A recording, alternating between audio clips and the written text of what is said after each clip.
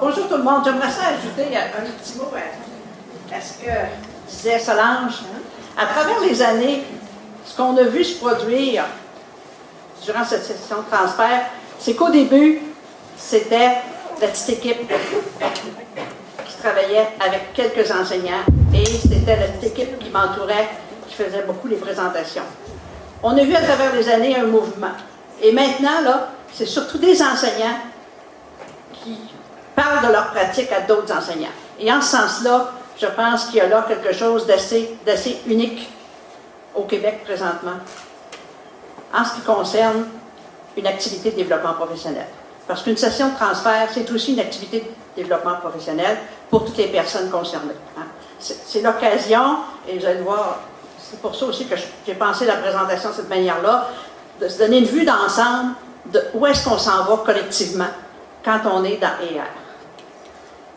Mais je tenais à préciser que maintenant, ce sont des enseignantes et des enseignants qui disent à d'autres enseignants et enseignantes comment est-ce qu'ils travaillent dans leur classe en réseau, qui fait partie d'une école en réseau.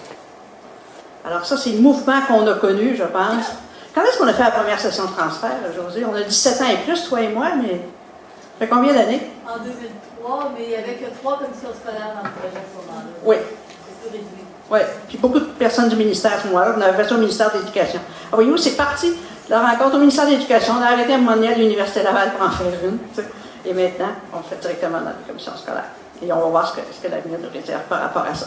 Alors, écoutez, le thème aujourd'hui, hein, École en réseau, notre nouveau logo, hein, on a beaucoup apprécié en s'en venant le taux, là, comment il avait été reproduit, le logo. On voit qu'il est facile d'accès, on voit qu'il parle. Hein. Bienvenue à l'École en réseau. Alors, merci de nous l'avoir fait pour qu'on puisse arriver facilement ici. Et aussi, merci de le mettre en évidence. Et aujourd'hui, on va essayer un petit peu, là, dans les prochaines 40 minutes, de voir un peu qu'est-ce que ça peut signifier. Et l'idée d'un titre comme celui-là, les enjeux des épreuves PISA. Hein. PISA, c'est ce que passent les élèves de 15 ans. C'est l'épreuve internationale qui est indicative du rendement scolaire des élèves, des adolescents et adolescentes du Québec de 15 ans. Ce n'est pas tous les élèves qui passent ça, parce que le ministère de l'Éducation sélectionne un certain nombre d'écoles, et l'Ontario fait pareil, la Saskatchewan fait pareil, et ailleurs dans d'autres pays, ils font pareil aussi. Alors, et c'est là qu'on peut comparer un petit peu le rendement des élèves, là, et ça devient de plus en plus important hein, dans une société du savoir. Ça fait déjà un bon nombre d'années que le PISA existe. Mais c'est comme une espèce de norme internationale qui s'est imposée. Et au primaire, on a une autre, et on vous a souvent parlé à travers les années, c'est pas pour rien qu'on avait pris le PIRLS. Hein. Qui se souvient du PIRLS, l'épreuve de compréhension écrite, là, 3e, 4e année? Hein?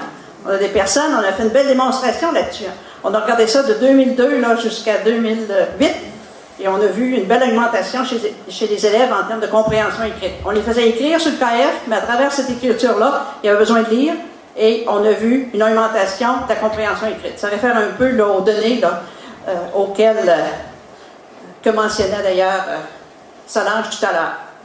Donc, enjeu des épreuves PISA et l'école en réseau. Qu'est-ce que ça peut vouloir dire? Bon, on va reprendre ça morceau par morceau.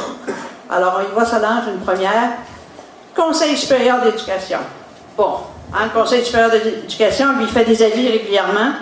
Il y en a un qui s'en vient sur le développement professionnel au printemps, là. Alors, conseil, il conseille. Il conseille qui? Le ministre ou la ministre qui est là. Bon, la ministre fait des choses avec ça, d'une certaine nature. Bon, alors, le conseil produit plusieurs avis. Dans 2 ans, aux 2 ans, ils font l'état des besoins en éducation au Québec. Et en ce moment, ils sont en train de faire une consultation pour écrire leur rapport sur les besoins de l'éducation et l'état de l'éducation en 2014. Ça, c'est en train de se préparer. Et regardez sur quoi ça va porter. Les réformes du curriculum et des programmes 15 ans après les États généraux de l'éducation. Donc, tu sais, on dit la réforme, c'est fini, c'est passé, ça continue, peu importe. C'est-à-dire, il y a quand même un système québécois qui a une certaine suite dans les idées. Des fois, on voudrait qu'il y en ait plus, tu sais, mais il y a une certaine suite dans les idées. Et ça continue. Il y a des gardiens de la convergence au Québec. Il y a des gardiens de la continuité, et ça s'appelle un système d'éducation. Et le Conseil supérieur de l'éducation, il est pour beaucoup là-dessus. Alors, voyez-vous, ça nous revient. On y va avec une autre diapo. Ça s'en vient. Ce qui demande le document de consultation, c'est reprononcez-vous sur les fondements de la réforme. Est-ce que les fondements avaient de l'allure? Est-ce qu'ils sont encore actuels aujourd'hui? Là, j'en ai sorti 2. Il y en a d'autres. Il y en a 6 d'autres, vous irez voir. Mais il y en a 2 qui nous touchent plus particulièrement ici, dans l'École en réseau. La réussite du plus grand nombre. Moi, je suis directrice du Centre de recherche sur la réussite scolaire. Alors, c'est évident que celui-là, quand le Conseil consulte mon centre de recherche, c'est évident qu'on dit oui à celui-là. Hein. Sur mon centre de recherche, il y a le directeur de la Fédération des syndicats enseignants. Et c'est lui qui va présenter le mémoire du CRIRES. Hein. Le CRIRES est né d'une complicité entre la directrice à ce moment-là, la présidente de la Centrale des enseignants du Québec, puis la doyenne de la Faculté des sciences de l'éducation de l'époque à l'Université Laval. Depuis ce temps-là, il y a un partenariat, et on a un conseil d'administration, et on va aller présenter où est-ce qu'on en est dans la réforme. Là, on revient ici. Le deuxième, le virage technologique. Qu'est-ce que vous diriez? Si on prend seulement ces 2 fondements-là, est-ce que ça a encore de la place, ce fondement-là, cette orientation-là, que l'on parle de la réussite du plus grand nombre ou du virage technologique? Est-ce qu'on y croit encore 15 ans après? Oui, hein? OK. C'est évident, quand on a des objectifs comme ceux-là, des grandes orientations, puis après ça, on fait des programmes pour implanter ça, etc. À un moment donné, on vient qu'on a des accords sur les formules, puis comment on a procédé là. Mais quand on prend un recul, puis on dit, oups, depuis 15 ans, qu'est-ce qui s'est passé? Puis quand on retourne au fondement, je pense qu'il n'y a pas grand monde ici là, qui voudrait argumenter que ces 2-là ne sont pas particulièrement importants à l'heure actuelle. La réussite du plus grand nombre dans une société du savoir, le virage technologique dans une société du savoir, tel qu'appliqué à l'éducation. Alors, quand on parle de l'état de l'éducation au Québec et les besoins pour 2014, il y a bien des chances que ça revienne. Ça concerne-tu l'école en réseau, ces 2 morceaux-là? Oui, hein? Donc, on a un bon ancrage, quelque chose de solide. Je disais à Solange, pourquoi il faut que je fasse une estrade? Au moins, c'est vrai, je peux piocher, hein? C'est quand même solide en dessous. OK, on continue. Donc, on part de ça. Dans le document de consultation, ils vont chercher une définition de c'est quoi apprendre. Regardez laquelle ils sortent. Connaissance viable, durable et transférable. Tout ce qu'on a fait après dans le curriculum, là, puis les programmes, c'était essayer de faire en sorte pour que les élèves y aient plus de ça. Est-ce qu'on a réussi dans nos moyens? Autre question. Est-ce qu'il y a des choses à changer? Très certainement. Il y a quelqu'un qui vient de dire non, là. Mais l'orientation est là. Et c'est la définition de l'apprentissage qui s'est, entre autres, assise sur les données les plus récentes de la recherche en éducation dans ce qu'on appelle les sciences de l'apprentissage au Québec, puis de ce que les Français appellent les sciences de l'apprendre. Okay? Donc, c'est bien assis là-dessus, la définition d'apprendre. On continue? Hein? Donc, pourquoi parler de la réforme ici? Je suis censé parler des R. Pourquoi retourner à la réforme? Il y a une seule raison. Et là, ça revient un petit peu dans l'historique que mentionnait Solange. Rajoute-nous donc une petite ligne à ça, Solange. Hein? La réforme, la condition de réalisation du modèle EA. Jamais on aurait osé mettre de l'avant les toutes premières idées en invitant les enseignants, les enseignantes et les gestionnaires à embarquer avec nous si on n'avait pas eu un fonds de réforme en arrière. Ça aurait été impensable au Québec. Vous allez voir progressivement où est-ce qu'on est rendu, là. Mais sans la réforme, avec l'envergure qu'elle avait, les fondements qu'elle avait, jamais on n'aurait osé. Ça aurait été se mettre dans l'embarras. Non seulement scientifique, mais au plan très, très pratique aussi. Ça nous prenait un fonds de réforme. On l'a vu les premières années, des enseignants qui disaient, il y a la réforme, puis il y a... À un moment donné, là, dans les questionnaires qu'on passait, le fait de faire ER, ça aidait avec la mise en place de la réforme. Mais pour nous, c'était tout à fait indissociable. Modèle ER. Alors, comment est-ce qu'on peut le voir, le modèle ER? Essayons le monter tranquillement. Montre-nous ça, Solange. Modèle et acte. OK. Ça ressemble à quoi, ça? Disons que ça ressemble à une classe ou une école. OK? Bon. Vous voyez qu'il y a une espèce de panneau que j'ai essayé d'ouvrir ici. L'ouverture, hein? La classe en réseau, l'école en réseau. Hein? Ouverture sur l'extérieur. OK? Avec le petit fil, j'ai mis rouge, là. Ça, c'est notre Internet. Hein? Bon, OK. On a l'air de ça. Maintenant, qu'est-ce qu'on va mettre là-dedans? Essayons un premier morceau. OK. Qu'est-ce qu'on met au centre du modèle? Et très récemment, j'ai eu l'occasion de le répéter au directeur général de la Fédération des enseignants du Québec. C'est pas de la formation à distance. Au cœur, c'est l'enseignant, c'est l'enseignante dans sa classe. Et ça, c'est très, très, très important. Ce qui est en train de se déplier ici, puis ce que vous êtes en train de faire dans vos classes, c'est plus complexe que de la formation à distance. Même si les gens de la formation à distance ont trouvé bien des façons de rendre ça complexe aussi, là, c'est pas pareil. Dans l'école en réseau, on reste dans sa classe. On en sort, ouais. C'est pour ça, là, ça ouvre. L'enseignant est dans sa classe. Et ça, c'est très, très, très, très important. Parce que si on n'avait pas pris l'approche difficile de la collaboration, oui, hein? Si on n'avait pas pris cette approche-là, là, on aurait fait comme les Anglais. Qu'est-ce qu'on fait les Anglais? Ils ont fait des cours à distance. Tranquillement. Puis il va en avoir de plus en plus. On dit qu'au secondaire, aux États-Unis, en 2019, là, il y a un bon pourcentage de cours que les étudiants américains vont prendre, vont se faire à distance. Ça, c'est le modèle de la personnalisation, qui a sa place.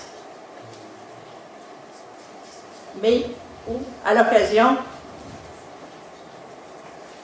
on prend des cours avec d'autres. La caractéristique de l'école en réseau, c'est que l'enseignant est dans sa classe, mais il faut qu'il passe par la collaboration. Voyez-vous la ligne en dessous, là? Ça repose sur un modèle de collaboration. Collaboration entre qui? Des enseignants volontaires. Pour le moment, on en est là. Ce sont des enseignants volontaires qui choisissent de collaborer parce que, tu sais, dans le fond, là, tu peux fermer ta porte, faire ce que tu veux dans ta classe, c'est encore comme ça. Moi, j'avais dit au ministre de l'Éducation, en 97, je pense, à Saskatoon, il n'y a rien qui va changer, si vous voulez, qu'il y ait des technologies dans la classe, là, tant que c'est possible de faire ça. Puis on sait que ce n'est pas possible de faire autrement. Donc, ce à quoi on assiste, c'est une intégration très, très lente des technologies, de toutes sortes de manières dans des classes. Ici, ce qu'on a dans hier, c'est une façon organisée de se faire. Il faut que plusieurs personnes bougent. Mais au cœur de tous ceux qui bougent, d'abord des enseignants volontaires. Notre modèle repose là-dessus. Ça prend des enseignants volontaires pour mettre les élèves dans des situations où eux-mêmes, à l'occasion, sortent de la classe pour travailler avec d'autres, sortent de la classe pour entendre un autre prof, une autre classe, etc., pour avoir de l'aide d'un intervenant qui est hors de la classe, etc. Ça, c'est notre modèle. On ajoute d'autres personnes? Non, avant, on va mettre des outils, c'est vrai. OK. Mais les personnes sont bien importantes, hein, mais de temps en temps, ça aide les outils, ça nous fait faire des affaires plus vite qu'on pourrait faire autrement, puis ça nous fait faire des affaires qu'on ne fera pas autrement. Donc, on a, et quand on vous parle du KF, quand on vous parle de VIA, c'est ça l'idée. C'est deux outils pour porter le discours verbal et pour porter le discours écrit, c'est tout. Et ça, c'est au cœur du modèle, les deux. Puis quand les classes travaillent ensemble pour arriver à être, quand on arrive aux projets qui sortent du Québec, là, c'est parce que les élèves ont travaillé à l'écrit, ils sont capables de communiquer au verbal à l'extérieur. Ça, c'est l'essence même de notre modèle. Ça nous prend des gestionnaires dans tout ça. Il y en avait au tout début. Hein, quand le sous-ministre de l'Éducation de l'époque a dit « Est-ce que les TSC peuvent aider? » La question a été posée au CFRIO. Hein. C'est à ce début. Il y a des gens qui posent des questions, qui voient la possibilité que les TIC aident la petite école rurale. Ça a commencé comme ça. Mais maintenant, on est sur un modèle qui est viable à peu près partout. Et ça va être démontré au cours des 2 journées. Il va y avoir plein d'ateliers. Il y a des ateliers qui vont plus en lien avec les gestionnaires, des ateliers sur la collaboration, des ateliers sur les discours, des ateliers sur des enseignants qui montrent leur pratique à d'autres. c'est là qu'on est rendu. Modèle ER, c'est celui-là. On peut y rajouter une composante. Des fois, on en voit moins une ou l'autre, dépendant de ce qu'on est en train de faire. Mais essentiellement, c'est ça notre modèle. Et c'est ça dont on peut faire la promotion ensemble. Si on vient juste sur le côté de la recherche un petit peu, hein, on a procédé, on fait notre petite analyse aussi, par expérimentation de devis. La toute première fois, on a dit, mettons en œuvre ensemble. On ne parle pas d'implantation comme tel. Maintenant, on parle d'implantation du modèle. Mais l'idée, c'était de mettre en œuvre des façons de faire, des façons de travailler, des façons de gérer. Quand on travaille dans une classe en réseau, quand on œuvre dans une école en réseau, c'est à ça, à la base, le modèle. Et c'est déplié. À travers les années, tout ça, c'est des rapports qui ont sorti. Ils sont tous disponibles sur le site ER. Hein? Bon, là, il faudrait en rajouter un autre, là, 2012, espérons 2014, hein? Certainement. Hein? On est rendu là. Hein? On est déjà en l'automne 2013. Hein? Bon, là, on va rapetisser à la flèche. On va être capable de tout mettre. Hein? Alors, par itération successive. Et dans le rapport du CRIRES, je vous fais un scoop, là. Au Conseil supérieur, on va très certainement dire l'innovation, ça s'apprend. Il ne faut pas jeter le bébé avec l'eau du bain. Et ça s'apprend d'itération en itération. On avait une grosse réforme à faire, parce que un bout de temps, on n'avait pas bougé. Puis c'est évident, quand tu avances, tu fais des erreurs. L'idée, c'est de les attraper, prendre de l'information là-dessus, puis faire mieux le prochain. Par itération successive. Et si hier est rendu là où il est rendu, c'est parce qu'on a pris cette approche. Et cette approche-là est de plus en plus reconnue. C'est l'approche de choix dans les sciences d'apprentissage. C'est aussi de plus en plus reconnu à l'international dès qu'on parle de technologie, de l'information et de la communication, puis comment ça pénètre tranquillement dans le milieu scolaire. On avance là-dessus, okay? Donc, voyez-vous, au fur et à mesure qu'il y a eu des itérations, au fur et à mesure qu'il y avait du monde à l'œuvre, un jour, ça a permis à José Baudouin d'avoir le flair de dire « on pourrait faire une enseigne ». Donc, José, qu'est-ce que tu ressentais à ce moment-là? Tu sentais que c'était le temps qu'on pouvait faire 150 affiches, mettre ça en face? Tu parles de la banderole? Oui, en face de l'école. Oui, la banderole, l'idée est venue parce qu'on souhaitait que ce soit l'ensemble des enseignants d'une école qui fassent l'école en réseau. C'est toujours l'objectif. Il y en a peu encore des écoles, de ce que je comprends, qui font ça. Et on s'était dit, bien, il faut l'afficher dans la communauté. Ici, c'est une école en réseau et c'est l'ensemble de l'équipe école qui fonctionne dans le modèle de l'école en réseau. Et il y a eu quelques écoles au Québec, dont ici à Fleury-Lac, qui ont affiché la banderole à l'extérieur. Donc, on voulait l'afficher dans la communauté, montrer à l'ensemble de la population qu'ici, l'école avait adopté le modèle de l'école en réseau.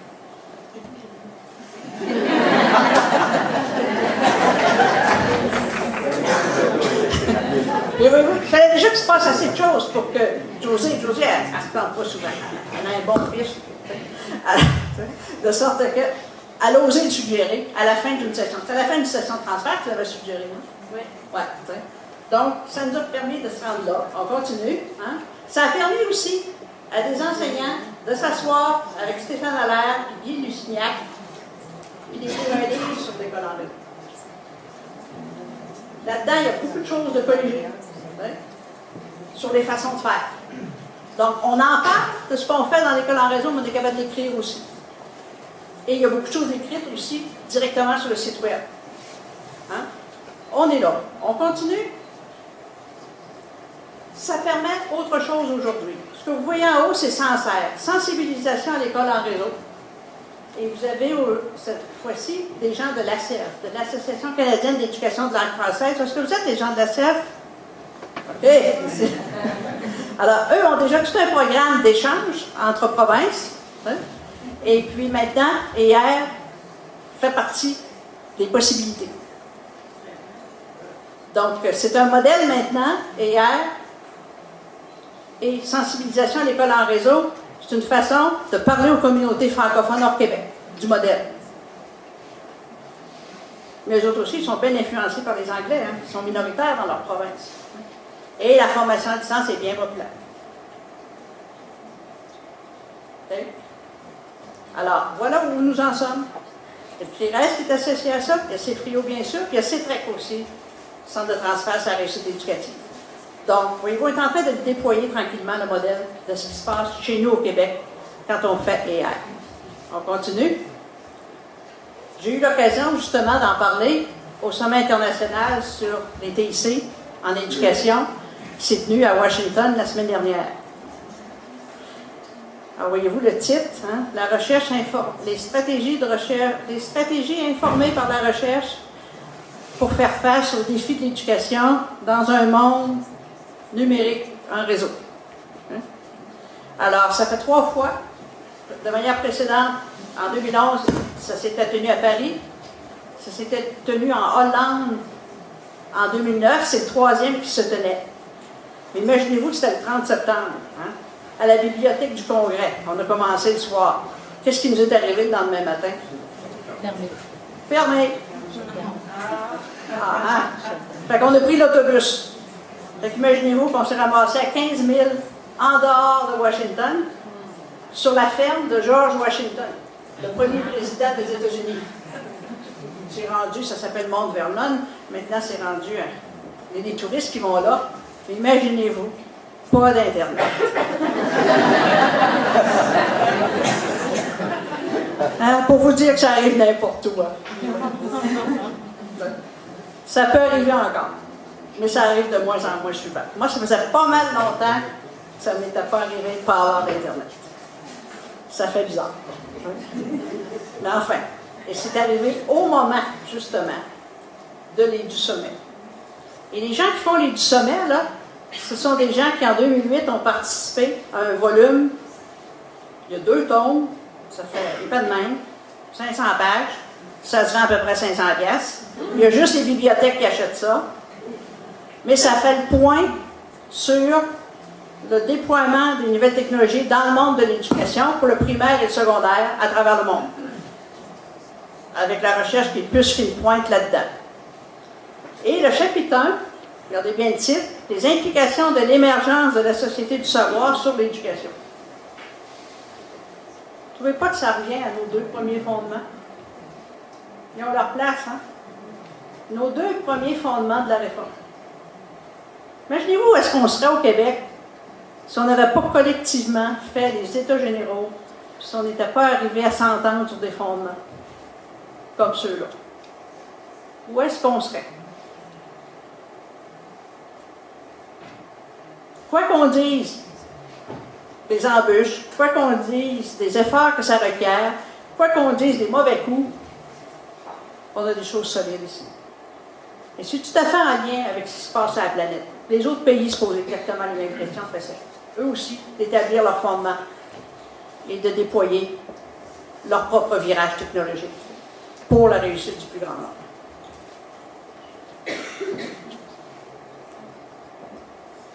La France le fait. Moi, j'avais un conflit, je devais être aux 2 places. Avoir su que je n'avais pas d'Internet, peut-être que je serais dans la France. non, je vais le faire. J'avais choisi d'aller à Washington, mais au même moment, un colloque éthique, 3 et 4 octobre, même date. Les TIC, les autres appellent ça les TIC, parce qu'eux autres, ils sont plus autocratiques que nous autres, ils mettent encore l'accent plus sur l'enseignement qu'apprentissage. Nous autres, on a enlevé ça, là. On a enlevé le dernier bout, on a dit juste les TIC. C'est pour les enseignants, c'est pour enseigner puis c'est pour apprendre. Mais en France, ils disent les TIC, mais c'est la même chose. T'sais. Alors, je voudrais vous lire un petit peu de ce qui est écrit ici, là. Vous allez voir que ça ressemble à notre problématique. Moi, je vais regarder bien, je montre. Les discours publics d'accompagnement des technologies numériques. Dis donc, Solange. Juste ici.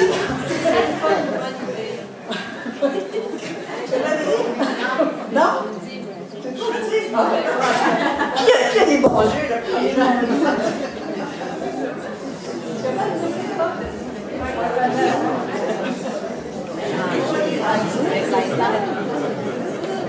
Ça bouge. Bon, ok, je fais un effort, ok? Sans les lettres, ça va être mieux. Les discours publics d'accompagnement des technologies numériques. Ok? On va y arriver. Collectivement, lecture collective, hein? Les discours publics d'accompagnement des technologies numériques laissent entendre qu'elles vont massivement entrer dans les salles de classe et que les usages sont au rendez-vous. Actuellement, ces technologies sont plus fiables et plus simples à manipuler, pensons juste aux tablettes, les interfaces plus intuitives et plus performantes, le réseau qui s'améliore entre autres, les éditeurs s'impliquent, ouais, les élèves sont à l'aise de plus en plus, ouais. C'est pourtant oublier que les pratiques pédagogiques sont profondément ancrées dans le quotidien de la classe et que les technologies ne simplifient ni la gestion des publics, ni les contextes et les enjeux d'apprentissage. On n'est pas dans une situation où les TIC viennent faciliter la tâche de l'enseignant. Au contraire. Et c'est probablement une des principales raisons qui font en sorte que ça pénètre tranquillement. Contrairement à bien d'autres professions, où ça vient faciliter peut-être, peut-être que les autres ils diraient la même chose, ça complexifie, peut-être que je suis trop loin de ces professions-là, mais certainement pas dans une classe. Ils réalisent la même chose en France. Ainsi, pour l'école primaire, l'intégration des TIC a déjà une histoire de plus de 30 ans, et de manière empirique, on peut constater que leurs usages en classe ne répondent pas aux espérances. En réalité, les TIC sont un ensemble d'instruments complexes à intégrer dans des pratiques professionnelles complexes. L'enjeu ne se situe pas seulement du côté de l'instrumentation de domaines disciplinaires, mais dans le fait que l'enseignant qui conduit sa classe de manière transversale et polyvalente, donc qui conduit sa classe comme une classe en réseau, qui se sait dans une classe en réseau, fait face à l'extrême diversité des potentialités d'utilisation pédagogique. Il y a des gens dans cette salle qui sont capables d'aller faire des présentations n'importe où pour dire comment est-ce qu'ils font quand ils font ça. C'est en train de devenir une préoccupation majeure. Et on a de la capacité dans cette salle-ci, on sait comment le faire. Même si on a des gens qui sont ici pour la première fois. Vous en avez déjà entendu parler si vous êtes ici. Vous avez déjà un petit penchant pour ça si vous êtes ici. Vous êtes au moins curieux de savoir comment ça se passe là-dedans si vous êtes ici. Et ça, ce sont des premiers pas excessivement importants. Alors, je nous ramène au Québec. Juste pour vous déplier un petit peu là, comment on commence à être avancé, là. On est capable en ce moment, grâce à ER, de penser les 4 faces de l'innovation pédagogique à l'ère du numérique. 4 faces. Hein, ça ressemble à un point-point là. Mais Christine allait mieux que je dise un origami. Hein. Bon. Moi, au début, je disais, le point-point, là, on choisit le point. Hein. Quand on le fait, le point-point, là, on choisit lequel, par quel angle on entre. Et c'est l'idée de cet origami-là. C'est-à-dire qu'il y a des enseignants qui vont se sentir à l'aise à rentrer par la face 1, d'autres par la face 2, d'autres par la face 3. La 4, je vous la réserve. Hein. Différentes façons. Dépendant de leur propre pratique, hein, on bâtit toujours l'innovation sur notre propre innovation, hein, le pas qu'on est capable de faire, le pas qu'on veut faire, la longueur du pas qu'on veut faire, tout ça, ça entre en ligne de compte quand on choisit une face ou l'autre. Et ça, on a eu l'occasion de le développer, d'en parler avec différents acteurs, là, dans le contexte de l'arrivée du tableau numérique interactif. Vous savez, l'année passée, tout le monde... bon, là, c'est un petit peu... Bon, OK. Si vous voulez mon opinion là-dessus, là, c'est qu'à l'ère du numérique, on ne peut pas priver une classe d'un espace collaboratif collectif. Une classe ne s'appellera plus une classe si on faisait ça. Bien, beau dire avoir une tablette, là, les débats entre la tablette et le tableau, on ne peut pas le poser comme ça. Ça nous prend un espace collectif où tout le monde, on regarde quelque chose ensemble. Et ça, c'est au cœur même de la vie d'une classe. C'est au cœur même là, de nos programmes scolaires, instruire, socialiser, instrumenter, qualifier. C'est majeur. Fait que l'idée, c'est pas de voir ça en opposition, c'est de voir à quel rythme on est capable d'avoir les outils, tranquillement, qui appartiennent à l'ère numérique. Mais dans ce contexte-là, parce qu'il y a beaucoup de questions, le tableau va être interactif. C'est quoi cette histoire-là d'interactivité? Comment est-ce qu'on peut comprendre ça? Ça fait pitonne. OK? OK. Bon, alors, en pitonnant, qu'est-ce qu'on voit? Si on regarde la face 1, là, supposons qu'on est ici. OK? Alors, dans la face 1, qu'est-ce qu'on voit? On voit que de la création de connaissances externes à la classe. Donc, ça veut dire qu'on peut prendre les manuels des éditeurs en PDF. Fait par d'autres. On est capable de projeter ça en avant sur le tableau numérique interactif. Hein? On dit que c'est interactif. Mais dans cette face-là, ce qu'on peut avancer, je pense, c'est que l'interactivité n'est pas forte, elle est moins, elle n'est pas plus. Hein? L'interactivité plus est en haut. Là. Elle est plus dans la face 3. Mais ceux qui font des tableaux, qu'est-ce qu'ils montrent? Ceux, moi je les appelle les pédaleurs. Qu'est-ce qu'ils montrent? Ils montrent l'interactivité. On peut dire du bouton. L'élève qui vient avant, on ne fait pas tout ça très souvent dans une classe. Hein. On fait ça au début, puis les enfants se tannent aussi.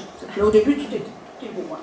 C'est pour ça la motivation au début, quand on arrive avec une nouvelle technologie, tout le temps, il y a de la motivation, mais il faut voir à travers les années. Dans hier, ça s'est échelonné sur plusieurs années. Parce que c'est l'effet automne qu'on appelle, là. C'est là au début, mais après ça s'estompe rapidement. Mais n'empêche, il y a des enseignants qui vont trouver ça bien commode. Puis on a une classe à Québec qui n'est pas dans hier, là, mais dans un autre projet où les enseignants aiment bien avoir le PDF. Et les enfants aussi, hein, ou les jeunes, c'est moins pesant. Hein, quand on parle du sac d'école, moins pesant. Mais il y a moyen aussi de travailler dans la phase 1 en utilisant le tableau numérique interactif. Ça veut dire qu'à ce moment-là, on est davantage centré sur les connaissances que sur la participation. On est parti d'un modèle qui dit, c'est une personne d'Israël, un chercheur d'Israël, qui a développé un modèle de l'avant-midi puis de l'après-midi.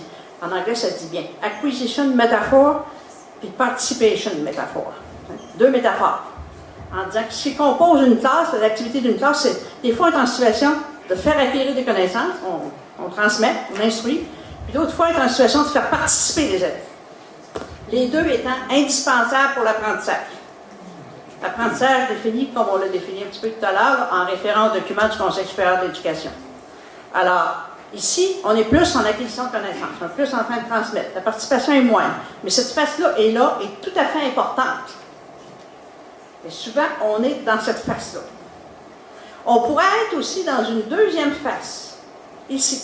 La face 2, celle-là, elle touche moins les élèves, elle touche les enseignants entre eux autres. Tantôt, quand on parlait du modèle de collaboration. Hein. Là, c'est la collaboration des enseignants.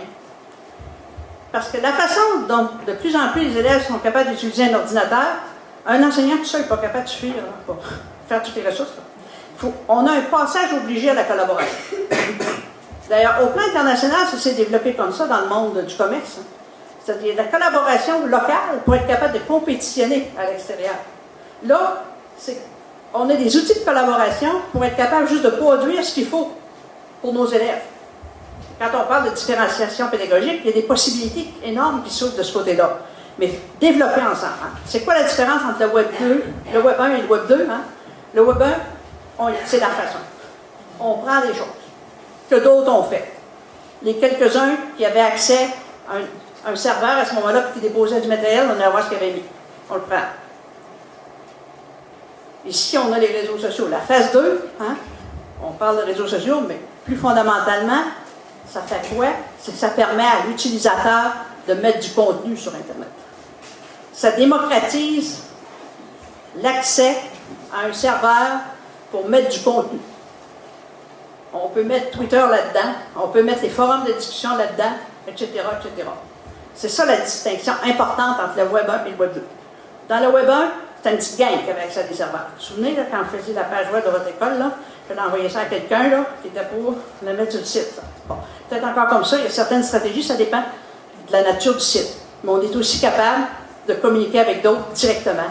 Puis on passe à ce moment-là par l'Internet pour se faire, et on a des outils. Donc, on a des possibilités énormes ici pour des communautés de pratique en réseau. Ça se développe énormément à l'heure actuelle en Amérique et ailleurs. Et à l'issue du semestre, ça ressort aussi comme une stratégie très, très importante de développement professionnel, là, comme les communautés d'apprentissage professionnel. Donc, créer du contenu ensemble en enseignant, il y a une belle face ici pour ça. C'est utilisable.